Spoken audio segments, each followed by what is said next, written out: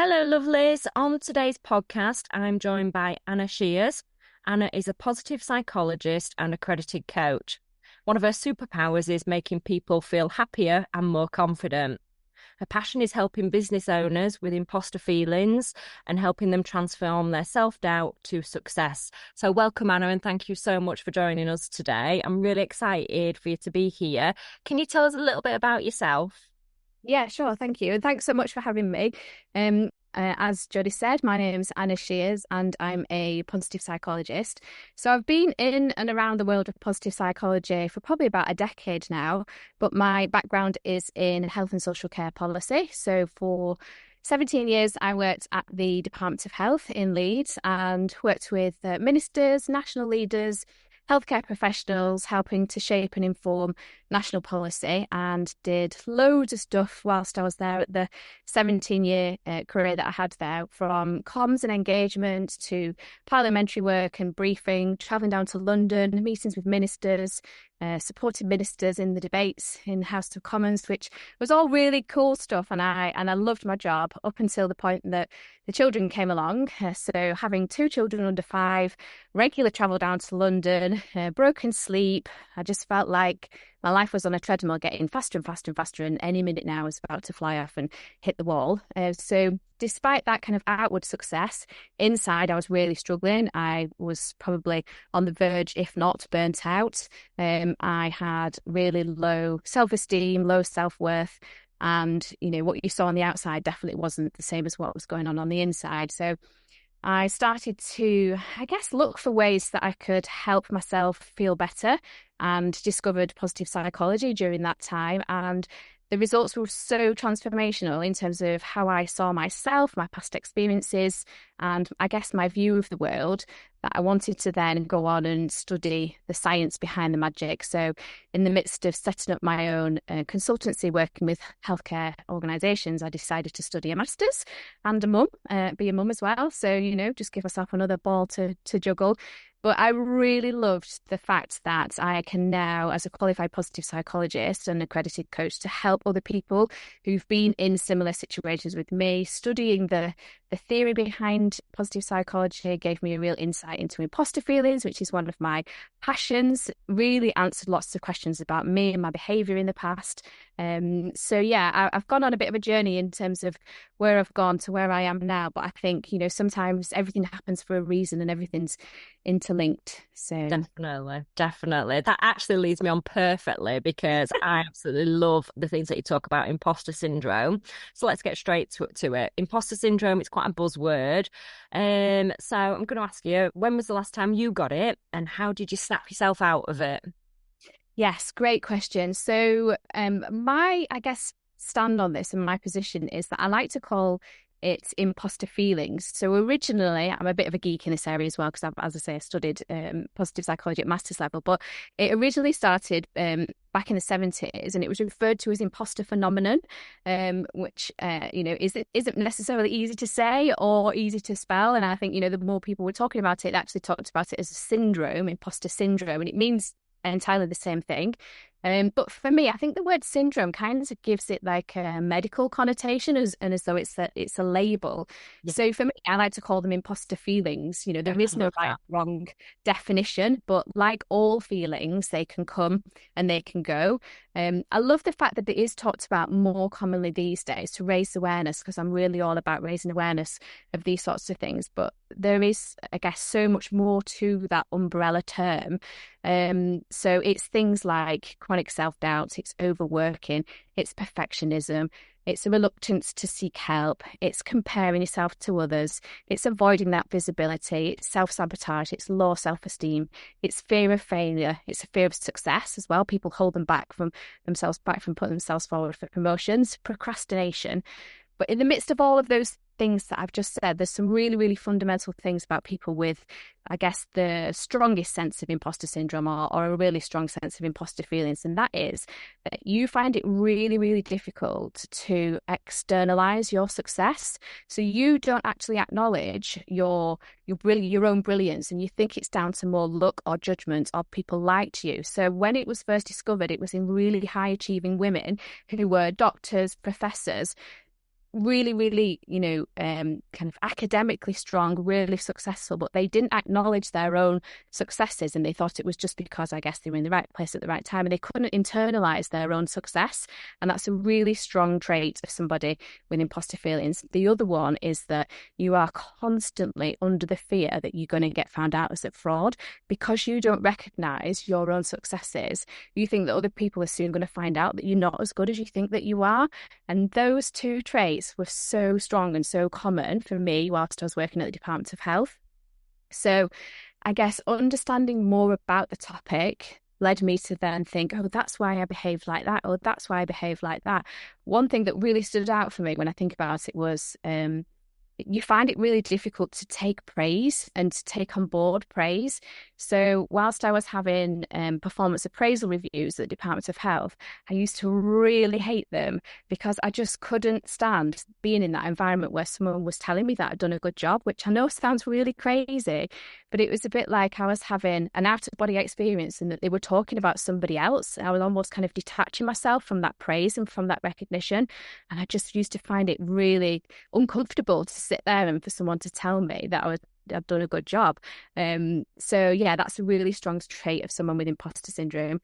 For me, another one that just literally, I call it my Tasmanian devil, it literally runs wild if I don't control it properly, is perfectionism. I am sometimes the world's worst perfectionist, and I can redraft things and I can redo things, and I'm constantly trying to, I guess, be better than my old self. And I really recognize that in myself, and it's something that I really have to kind of keep a lid on and try to tame and to keep under control, and think about, do I really need to put that amount of effort in? Do I really need to stay, awake at night doing extra work on it, or is what I've done good enough? And it's really difficult to tame that one. And there's a few examples where that's actually kind of run wild, as it were, and I've had to rein myself in. Do you think, though, sometimes, though, the imposter syndrome can push people to be better? Do you feel like sometimes it's helped you push yourself better? I know sometimes it has me when I've managed to overcome a fear and gone, no, just go with it. And I would never have in my wildest dreams have wanted to do it. But sometimes it's debilitating. And other times it actually pushes me forward to go, no, Jodie, come on. Especially if you get like an amazing client that sends you a lovely message about how much you've helped them. You're like, yeah, and it's hard, isn't it? That balance of if it stops you in your tracks because you're too perfection, or if it actually helps you. Have you got any like ideas on that?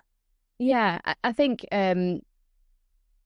with everything, there's always two sides, I guess, to the story. And some people will see it as a positive thing, and that, I'm all for people moving out of their comfort zone and pushing yourself to do that extra, thing that maybe is holding you back or makes you feel uncomfortable, because that's how you grow, that's how you learn, that's how you develop, that's how you get better. So I'm all for people pushing themselves out of their comfort zone. I guess that needs to be in a way that feels comfortable to you. And one thing that I would always say to people is just to acknowledge how far you've come. Sometimes you don't always have to keep going further. It's always nice to just take a pause and step back and actually look how far you've come.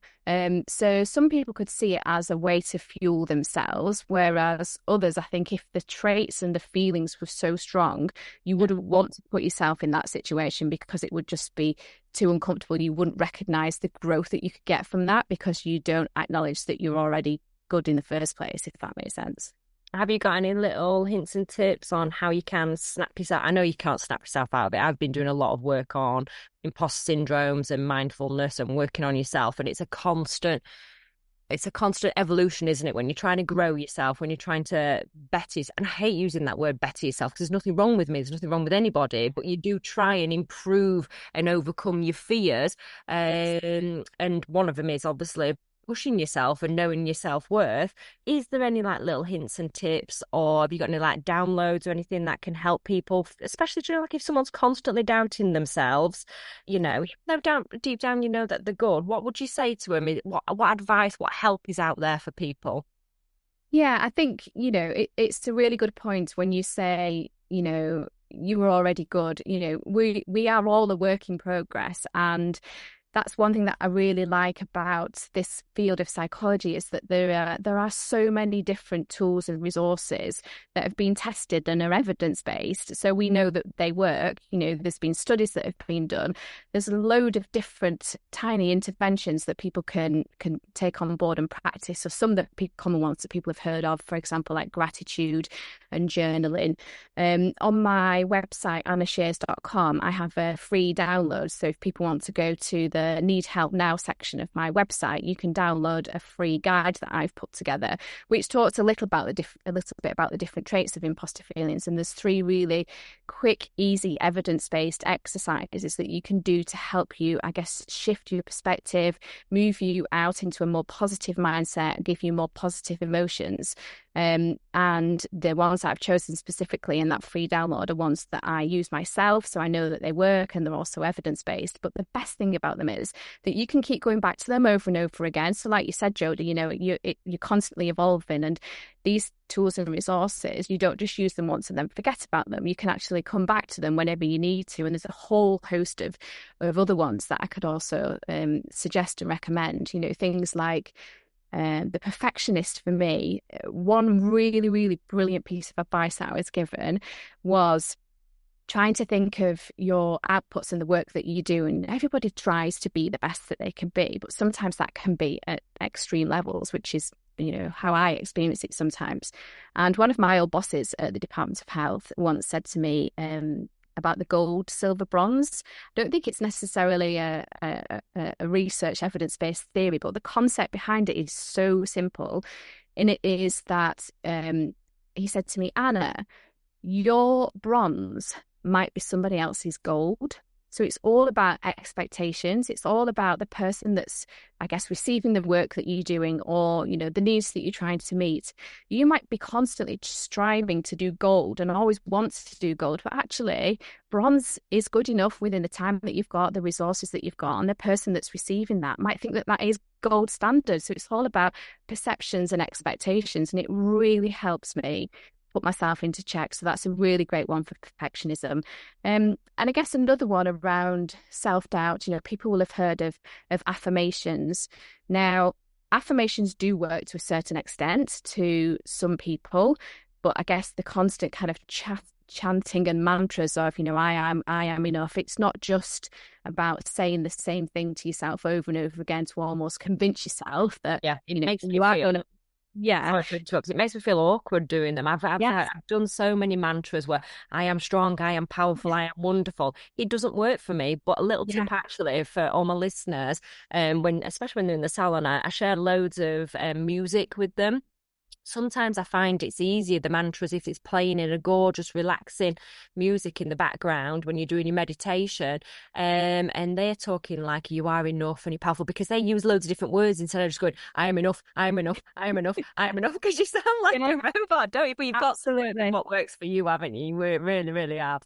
Yeah, and you're right, affirmations don't work for me either for that very same reason. So there's a really great, I guess, trick that you can turn it on its head in terms of affirmations. Some people love them, and those that maybe are more, I guess, logically minded possibly like to know the evidence behind, okay, so what makes me good enough? So I say to people, switch it on its head. So, why not you? So if you feel like you can't be successful, for example, because, of all of these reasons that you tell yourself that aren't true, go out and find somebody that is like you, that, potentially comes from the same sort of background that you do, or is from a minority group, or is from whatever your characteristics are. Go and find somebody that has done the thing that you're telling yourself that you can't do. Find the evidence to prove yourself wrong, and then you almost kind of flick the switch and go, well, if they can do it, then I can do it. There's no reason why. And some people need to see evidence of other people being good enough, being successful, having the,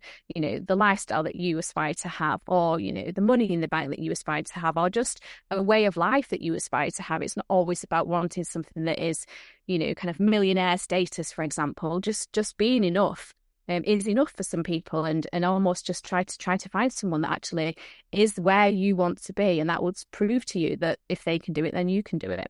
That's a really good tip, really good tip. And it's nice to hear as well, because you do sometimes feel, and this is where your imposter syndrome then comes back in.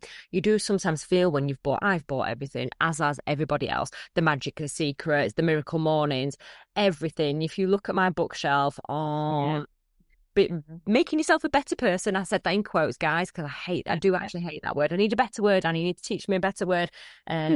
Better, better. But yeah, it's so hard, isn't it? You're meant to do all these things.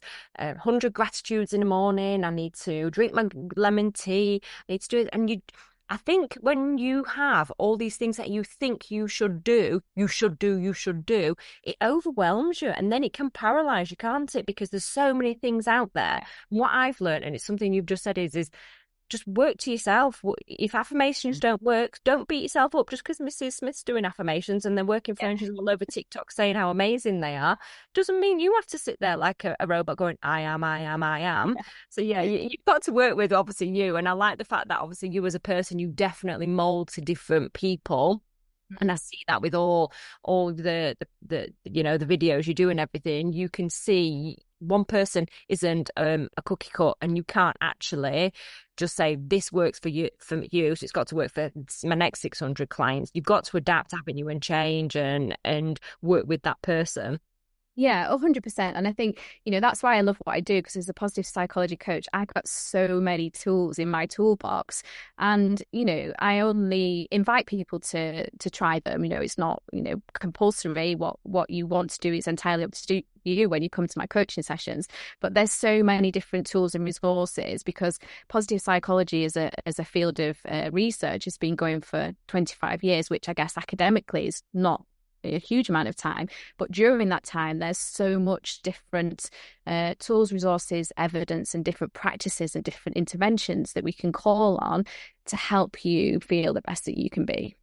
So thank you for that. Going on, I could talk about imposter syndrome all the time. It's definitely something that I work on as a person, as a business owner, with the world of social media, with the world of me getting older. I'm in my late 40s now. You do have that imposter syndrome, where I don't think it's ever going to go away for anybody, especially if you're a mum, if you're a business owner as well. It's not just women, it's men as well. They have imposter syndrome, but it's very much, I think you feel like you should read a book and then you should be cured of it. Well, it isn't. It is just a work in progress, isn't it? Yeah, it is. And one thing that really I think is difficult for us in the world that we live in today is social media. So it is really difficult not to compare yourself to other people on social media, either those that are in the same field as you or different. And, the whole premise behind platforms, for example, like TikTok, is that it tries to keep you on the platform for as long as possible. So it shows you content that it knows that you like to watch. So you're almost then kind of lost in this field of, doom scrolling. We hear a lot as well. But I like to say to people that don't compare the worst bits that you know about yourself deep down with somebody else's highlight reel, because social media is somebody else's highlight reel. It's all of the good bits. Some people do show a balanced perspective, but generally it's someone's show reel. So in your head, you're comparing what you know about yourself and the worst bits of you to the best bits of somebody else, or I guess the highlight reels of somebody else's life. So it's a really good way to try to help you move out of that comparisonitis, which, I certainly do myself. Yeah. So we all do, don't we? It's one thing that I think, especially my customers feel for me, is I want to be my authentic self, and I won't do silly things just to get more likes. I post things as and when I want to, not because social media manager says I have to do it several times a day. For me, it's about quality, and I have to be authentic to myself, and I can't filter any of my pictures.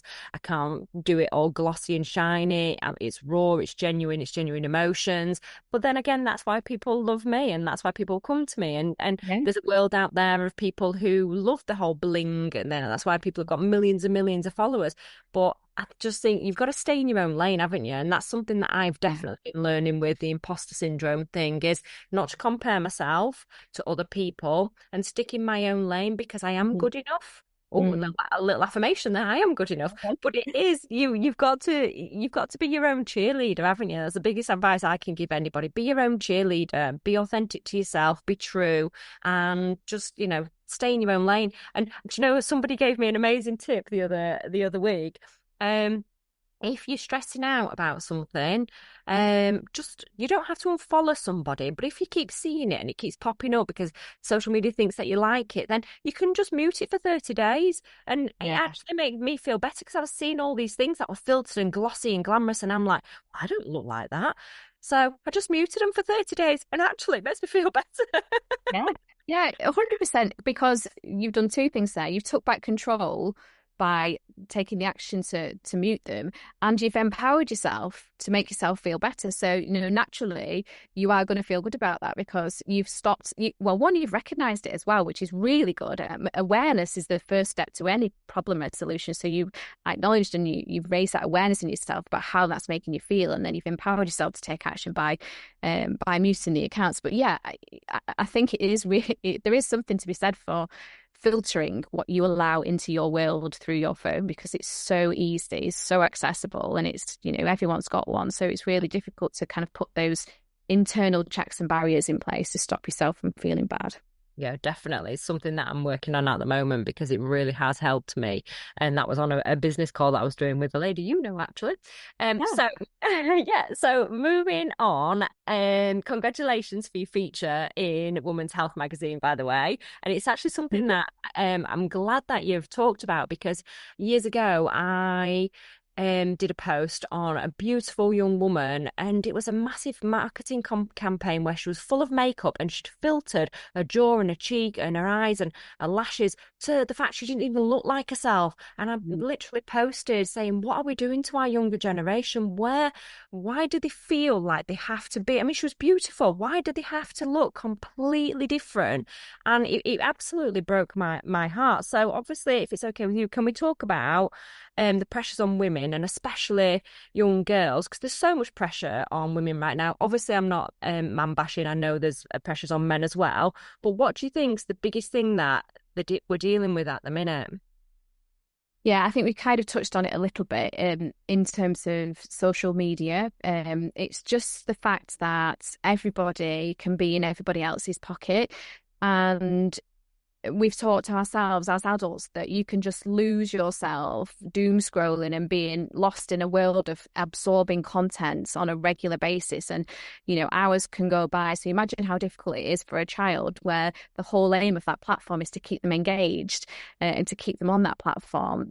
The accessibility of content, is really, really worrying as well. So how much content you can consume. And I know that you can put, checks and balances in phones and put some filters on. But I think it portrays a world that that isn't realistic. And with the women's health piece, so I was interviewed also with my daughter, who's a teenager, and this is my imposter syndrome coming in. I think I got the gig because I had a daughter that was also willing to talk about her mental health and go on record, as well as me being a positive psychologist. But it was great because it really gave us kind of the balanced perspective. And she was talking about her use of social media, but from a positive perspective. So my girls have grown up with me, obviously, being immersed in positive psychology, and I hope that some of that has rubbed off on them. And actually, what she was talking about was one negative thing around the whole body image and the perception of what somebody should look like, and how that then affects boys at school, and what their expectations of what women and girls should look like, which is very different to reality. And she'd had, not herself, but one of her friends had an experience of where some boy had made a comment about the way that the girl looked, obviously fueled and driven by what they see online. But then her positive spin on it was that she follows people that inspire her, that she's interested in, that she looks up to. So, for example, Leah Williams, the footballer, and she uses it as a way to, I guess, get inspiration and ideas and creativity, because she is also really creative and she's doing art. So she can acknowledge in her own mind the differences between the two. But not everybody kind of lives that world. And as I say, the intention of the platforms is to keep people online for as long as possible. And, when I was younger, I grew up in the 90s. So Please for tell me me, you wore a tracksuit, a shell suit. yeah, Fila trainers, Yeah. head down to school. Yeah, I mean, don't get me wrong. When I do believe we grew up in a gentler, kinder era, and living obviously a teenage life now in social media. I know obviously we always put a bit of makeup on and we wanted to look older, but I never felt like we wanted to look sexy and woman-like and very I sound like a little square here, but provocative. I don't want to say looking like a porn star, but I kind of feel a little bit like, where's and this is where I go on about my authenticity and natural beauty and empowering women to naturally feel confident in themselves. I do worry because we all wore makeup, some of us wore gothy makeup and everything, but it's like a massive coating of a shield, isn't it, to hide maybe their insecurities. I don't know what it is, but I do see it. Like some of my, they come in, some of my clients' daughters, and I look at her and think, my God, she's so beautiful. And I just think she doesn't need all that war paint that she wears. And I do feel it must be such a big pressure for them to go to school without even makeup on. They all go to school with makeup on now, don't they? Yeah, yeah, and not dishing teenagers because we all tried to aspire and follow trends, etc. When we were younger. I think there's always been that pressure to want to try to fit in. Yeah. When I was younger, it was all about the kind of heroin chic look of super skinny models and that sort of media presence. It was just obviously through TV and magazines and lads mags, I guess, at that time in the 90s. But today it's the accessibility of it all, and I think there's always a need for people to want to fit in and to follow trends. But like you say, there's to what extent and what price is that paying on their own, I guess, individuality, but also the belief in themselves and that they are good enough, that they don't need to have the lashes, the nails, etc., whatever, cosmetic procedures people want to have is up to them. But I guess there is so much it's accessible and it's too easy and it's starting too young, for example, my aesthetics nurse will not do anybody under the age of 21. Just like, you don't need to do it. Absolutely not. Wait until you start getting wrinkles and things. And I get there's always medical reasons. I don't ever bash anything. I tattoo people who are young for medical reasons, if they've lost their eyebrows for a medical condition or anything. It's not about anything not wanting people to be empowered and beautiful and everything. It's just we've got to have a bit of a balance. And I don't mind people wearing. When I go out, I love makeup. I put loads of makeup on, but I don't put it on every single day, so I can go to the shops without it on and still feel okay and confident. And it's okay when we've had debates with people and they'll say things like, well, it's a woman's prerogative if she wants to dress a certain way or look a certain way. I'm like, absolutely, but is she okay underneath as well? Yeah. Is she okay in both forms? Is she okay as an overall, or does she have to wear that? Otherwise, her head's down, her eyes are down, and she has no confidence at all. I think that's where the balance comes. Sounds like you've done with your daughter. You want them to be an overall, confident in all areas. Put makeup on, don't put makeup on. Put tracksuit on, put a gorgeous, revealing outfit on. It's about everything, isn't it? Yeah, 100%. And I think, it's interesting what you say about makeup because up until, I would probably say, the last 3 or 4 years, I wouldn't go out without makeup on. And I don't wear a lot of makeup, just a bit of concealer. I've had my eyebrows done, but I would always have mascara on. I've not got false lashes, but I would not go to the shop without mascara on because it's just something in me that made me feel like, like I wasn't dressed, I guess, in a way. And I think as I've got older, I care less and less and less about it. And actually, it's really liberating. Well, one, you get ready a lot quicker. And two, it's really liberating to just go out the house in your natural self. And, I've been really conscious of that, having girls as well, the extent to which I feel comfortable within myself. And yeah, it's only something that I've got more used to the older I've got, definitely. Yeah. Do you know what? If you look back, is there anything that you wish you'd told yourself when you were younger about confidence, self-worth, or just life in general? Or do you feel like you actually get to do that because you give you give the advice to your daughters? Yeah, I think Sorry, go on. What advice would you give to, a mum who's stressing about her teenage daughter then? A couple of little tips. Yeah, I guess I think I was crying out for advice when I was younger, and that's not doing a disservice to anybody that was in my life at the time.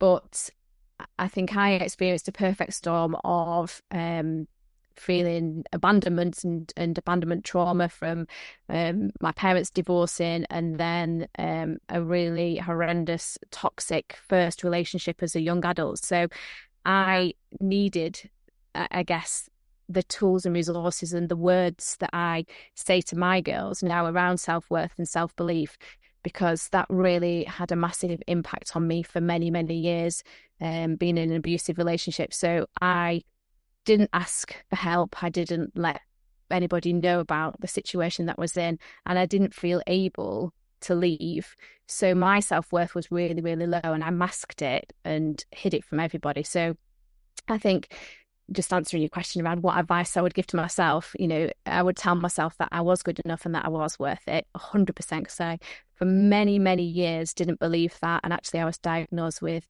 high functioning depression, and I'd had that for probably about 20 years. I was outwardly successful, happy, in control of everything. But if you cut me in two, I just felt sad inside, and I couldn't understand what these sad feelings were and why I was sad, and I'd felt guilty then because I felt sad. Why should I be feeling sad when I've got all of this, I guess, external success and perceived happiness? So yeah, I would 100% tell myself lots of things that I really needed to hear. So in response to the question with regards to a mum that's stressing about her teenage daughter, I think the one gift that you can give to your child is to instill self-belief in themselves, because once you believe in yourself and your own self-worth, any other, I guess, external influence, any negative noise, voices, whether that's through social media, whether that's from a particular person, if you have that self-belief, it's almost like a shield around you, and things bounce off. I'm not under any illusion that harmful words won't go in, but I think telling your child that there's only one of them for a reason. By being themselves, they put something in the world that wasn't there before. And, you don't always have to fit in. You'll find your own tribe. Don't change who you are, but believe in yourself and what you've got to bring to the world. And that will stand you in really good stead for the future. Oh, I absolutely love that. When you were talking, it reminded me of how I have spoken to like my stepchildren and now my son. With my stepdaughter, I used to say like how I would protect myself if I was feeling over anxious about a situation is I love Beauty and the Beast, and Joe Bell from Beauty and the Beast wears that big yellow dress. So I would use that as my armor. And if I was going into a situation where I didn't feel confident or I needed to protect myself around someone, we all have obviously, situations that we find ourselves in that are not the best, I would put my little princess dress on, and nothing could get through that princess dress. And I love that. So yeah. So I'm not saying everyone start walking around in princess dresses, although that probably would make me smile. So making people smile. You talk about a lot about boosting your mood. And I wanted to talk about that. So sometimes you wake up and you do feel meh. Let's be honest, we all do. What's your go-to trick to shake off your mood and turn that day around? Yeah. So I think the first thing really is to acknowledge that, we're not all walking around on clouds and with sunbeams coming out of our head. Princess dresses. Yeah.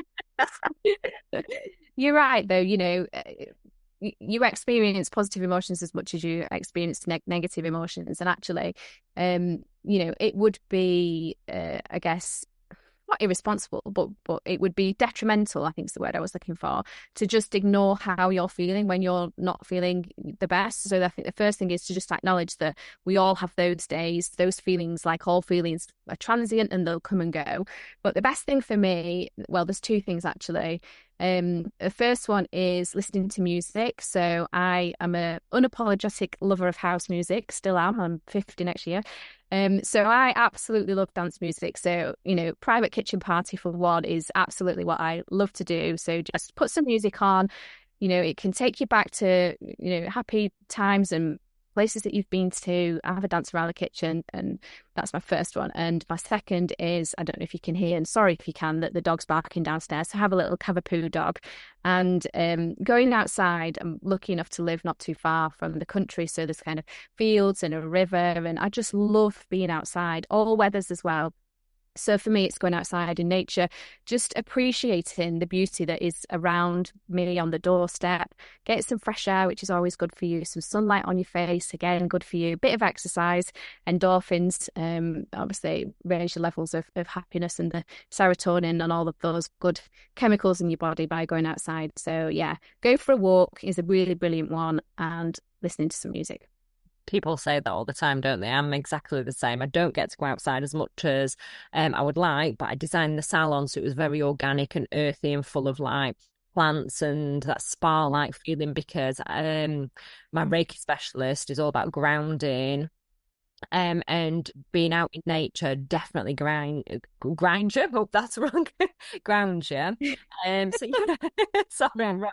I will always say the wrong thing at the most inappropriate times. But yeah, I love that. You know, walking your dog is absolutely amazing, even if it's raining outside. Sometimes just getting that rain on your face makes you feel better, especially when you've got a hectic life and you feel overwhelmed. You've got to do something for you. I think it's a very British thing where used to think if you, especially as a mum and a business owner, I'll use me as an example, you would definitely put yourself last. You always, you know, on an aeroplane, you're meant to obviously protect yourself first, put your face mask on first. But for me, I would look after everybody else and then have no energy left to look after myself. So then I'd just eat some rubbish food. I wouldn't eat really healthy. Don't get me wrong, I still love takeaways and stuff, but I definitely, over these past few years, working on mindfulness and working on yourself, I do selfishly, and that's again the wrong word. I'm going to be having word with myself with how I speak to myself. It is how you speak to yourself, and it's how you look after yourself, and you do need to put yourself first, and it's not selfish. I do have in a morning, I'd send my little boy to school, and I have a short period of time where my salon day starts, and that is for me to meditate, to check in on myself, to go for a walk on the river, just anything, just to just calm yourself down, because you do have moments where you wake up, especially in winter months, and you definitely wake up thinking, meh, I don't want to get out of bed, you know, put the covers over your head. What my Reiki specialist told me, winter isn't always about setting New Year's resolutions, beginning of the year, for example, and exercising if you don't want to. Listen to your body. And that's one of the biggest tips I have been learning over these past couple of years is my body is a good reflection of how I feel. And if at that moment in time I just need to sit still and be mindful and just take some time out, then that's what I'll do. If I want to go out and do some fresh air walking, I'll do that. But just because my miracle morning says that I'm meant to exercise every day, if my body says I don't want to, I don't feel guilty anymore. Yeah. So it is always working on yourself, isn't it? You have got to work on yourself constantly. So yeah, so if someone's listening right now and they're feeling like they're stuck in a rut and they feel like nothing's working for them, I definitely think your hints and tips, hopefully as well as a few of mine, will help them. Just getting out in that fresh air, it's brilliant, isn't it? Yeah. So we're going off on a tangent, but I'll try and bring us back. So carry on about obviously mood boosting. Lots of us women, we work hard and we need to work on our self-belief, especially if we're running a business and a home, for example. Is there any times that you've doubted yourself? And can you give an example of when you doubted yourself, but you absolutely smashed it? Yes, you hopefully won't be surprised to hear that I doubt myself all the time, as does everybody else. And I think, you know, a bit like when you were talking about listening to your body, it's okay to doubt yourself and don't beat yourself up if you doubt yourself. Again, that's just like a natural response sometimes if you're not feeling particularly confident or you're having one of those meh mornings. But I would say the most significant time when I doubted myself, and actually it turned out to be a lot better than I thought, was when I decided to study a master's. So my first degree I finished in 1997. My master's I started in 2021. So not only was I working and I'm a mum to two girls, as I mentioned, I also just decided that I could throw in a master's into the mix. Just and like Yeah, just like you do. Originally, very naively, thought I could do it full time in 12 months, and then had a bit of a rude awakening when I realised actually how much work was involved in that. So I dropped down to part time, which turned out to be amazing because I went from studying from 1 year to 3 years. And I loved it so much that being immersed in learning about positive psychology and coaching psychology for 3 years actually turned out to be such a blessing. So it was when I first did my first two assignments, because I had two to do in my first semester because I was full time. And I remember being really nervous about getting my results back. And when they came through, I must have checked about, I don't know, 10 times to make sure that they were meant for me, that I'd logged into the right system, that I'd opened the documents, checked and checked again, because I got 64% and I'd not written an assignment for probably about 25 years. And learning to write academically, again, is a different skill. I did lots of writing when I was a civil servant doing briefing for ministers, but academic writing was something completely different. And I'm not ashamed to say, I actually cried when I got my results because I was so proud of myself. And I thought I'd failed. I had no idea how I'd done. As I say, it was such a long time since I'd studied, and I'm really doubting myself. And actually, during the course of that 3 year degree that I did, every time I got my results, I was the same. Every single time I kept doubting to myself whether I'd done a good job, done a good enough job, done a good enough job. Maybe that was the perfectionism and the imposter syndrome coming through. But yeah, I was really proud of myself when I finished. But each time, every assignment deadline, results day, yeah, just thinking, oh God, I hope I've passed. It is a good feeling though, isn't it? When you doubt yourself and you think, oh my gosh, I don't think I've done, and I don't know what it is, but we do. We doubt ourselves, and then when you actually get the results, it's brilliant. I want to ask you a random question. Okay. Confidence is something that you're born with, or it's something we have to work at? Oh, this is a great one.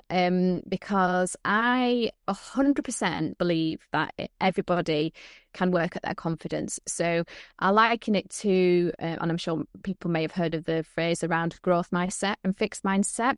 So a growth mindset, just to quickly explain and digress, is that if you have a fixed mindset, I'll go there first. If you have a fixed mindset, you believe that leaders are born and not made, that you only have a certain level of skills and abilities that you're born with, and you can't progress. You are who you are from the time that you're born. If you've got a growth mindset, you believe that leaders are made and not born. You have infinite possibilities. You can learn new skills and abilities. You look at, for example, failure as a lesson. You see opportunities everywhere, chances to grow and learn. And I think confidence is, for me, within that very kind of similar vein, which is why I wanted to talk about it. So I 100% believe that confidence is something that you can grow. It's all linked to something called self-efficacy. It's getting a bit technical in terms of the language here, so sorry about the jargon, but basically self-efficacy is your belief in yourself to achieve your goals and to overcome adversity. And you build confidence by doing the things that you maybe don't want to do, push you out of your comfort zone, and then you get actually that reward system where you're like, oh, I've done it. Oh, I did do that thing that I didn't think I could do. And then your self-efficacy levels go up because you then have a further belief in your ability. So the more you do something, the more you believe you can do it, you'll get better at it, and that all builds your confidence. So, and I just love that about confidence in general.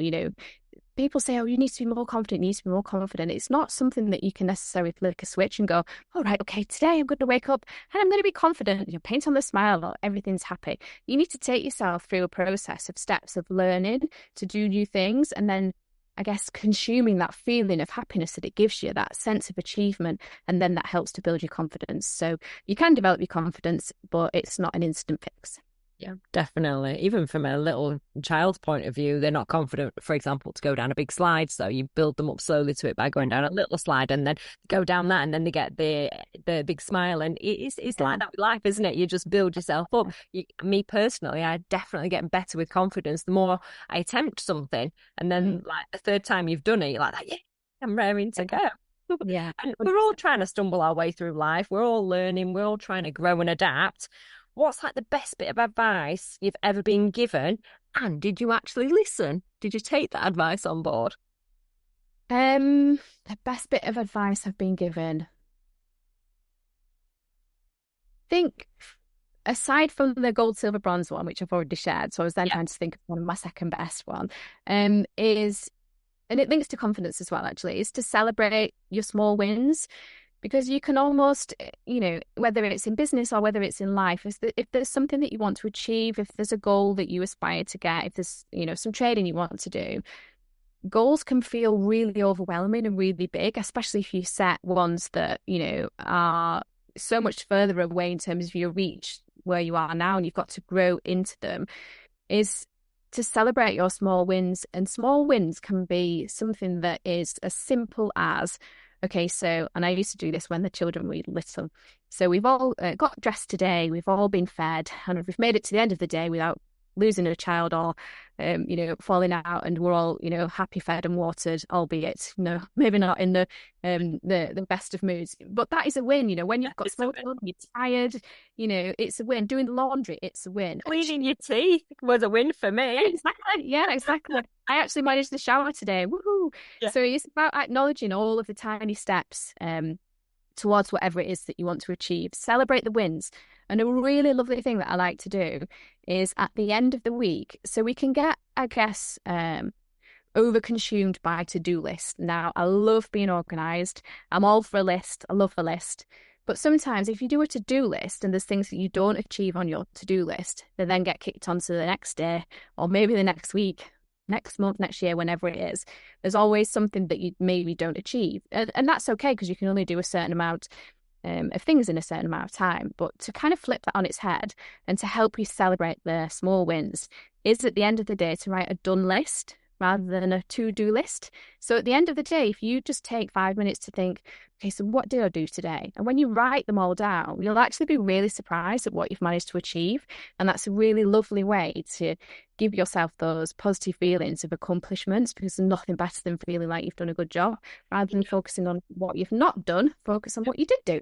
Sorry to interrupt. I am so doing that. And do you know why I'm doing that? Because I will bring it into, at the end of the day, when you're thinking of your gratitude and things you're grateful for, you're actually grateful for all those things that you've done. Yeah.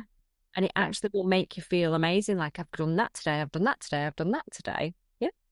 Yeah, I love that. Absolutely love that. So I was going to ask you, for my listeners, what one thing would you take away from today? I don't think there is one thing. I think I need to write down a list of things I'm definitely wanting to do. But I absolutely love that. That finishes it off absolutely perfectly. Write down what you've done. And it will actually, I think, I could be wrong, but will that help like your imposter syndrome as well and not feeling good enough because you've achieved so many things at the end of your day?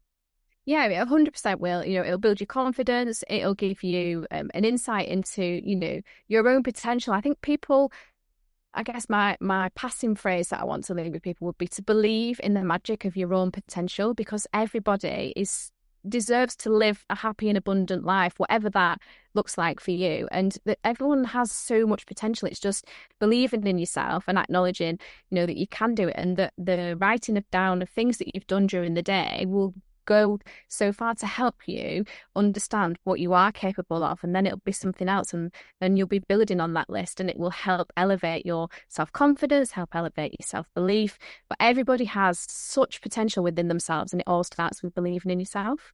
I absolutely love that. And it just resonates so much with why I did this podcast and why the podcast is called Get Your Sparkle On, because we live such busy lives. And if you can take a little bit of joy out of something, whether it's talking to a client, helping your child, helping a stranger or anything, yeah, I absolutely love. I could speak to you all day. You're going to have to come back and just do a little feature just on something else for me. But I will make sure that we pop all your details below, especially the link to the ebook. And I will put all your details on, because I know obviously you do some coaching for people. And I think it's a really good opportunity for people to get a bespoke service, especially on imposter syndrome. And I know obviously you will send us some links for different things. So, as you know, I asked lots of my guests different things about like funny stories. I've shown far too much, Anna. But if you've listened to some of my podcasts on my punami, on my honeymoon, my husband is mortified at some of my stories actually, just to make my clients laugh and giggle. You don't need to be extreme as that, but have you got anything funny that will just make my listeners just smile for the rest of the day? Yeah, so I'm kind of putting myself out there here. I Well, my husband says I'm rubbish at maths, and I did pass my GCSE maths early in the 90s, um, but sometimes I get really confused with numbers. And there was one time where I was speaking to a couple of cleaners to hire a new cleaner, because I can't remember the reason why I was had left. But anyway, so we had this cleaner in the house. And showing around as you do, and different bedrooms, etc. And she said to me, "Oh, so what do you currently what did you pay your old cleaner?" And in my infinite wisdom, decided to add on a couple of extra pounds onto the cost of what I currently paid my cleaner. So I inflated the price of what I used to pay her instead of taking a couple of pounds off. So my husband went, "What did you do that for?" And I was like, "Oh, well, so she knew, so she knew that we'd, be able to have the money and to pay." And he was like, "No, you meant to do it the other way around, not add money on, take money off. So then she thinks that she's getting a good service." So anything that's to do with money and pricing things, I am absolutely useless at. So yeah, don't inflate prices when you're showing around prospective cleaners, I guess, would be my advice. I love it. So you're a little bit like me. You couldn't be any other colour than blonde. Yes, absolutely. But, yeah, In a nice way. Oh, in does a nice way. that so much? I literally, my staff and people say to me, "Oh, could we do a discount or this?" And I'm like that. No. And my ethos is every client is a VIP. Every client gets to experience the ultimate and the best service and the best price that we do. But it's also as well because I can't work maths out. I got my Yeah. GCSE maths, but I could not do whatever 22% off is, or when I have to do that and things like that, I'm like, oh my gosh. And people will sit down with me and try like going, "It's this and this." And yeah, no, Yeah. absolutely not. Goes over my head. Maths does. It really, really does. There was But another one where I was asking for the price of some fabric to have some curtains made, and I added on an extra nought, and I said to James, "Oh, it's £6,000 for this fabric," and he was like, "What?" And he went, "You need to bring them back." He went, You've not paid a deposit for £6,000 worth of fabric." And I was like, "Oh, well, I said to her that I'd check with you first." He went, "Well, I'm glad you did." £6,000 for curtains, but they're made of gold. I know. Oh, thank you so much, and I really, really appreciate your time, and I would love you for you to No come worries. back. So I hope everybody has an amazing week, and remember to keep your sparkle on, and I'll catch you on the next episode.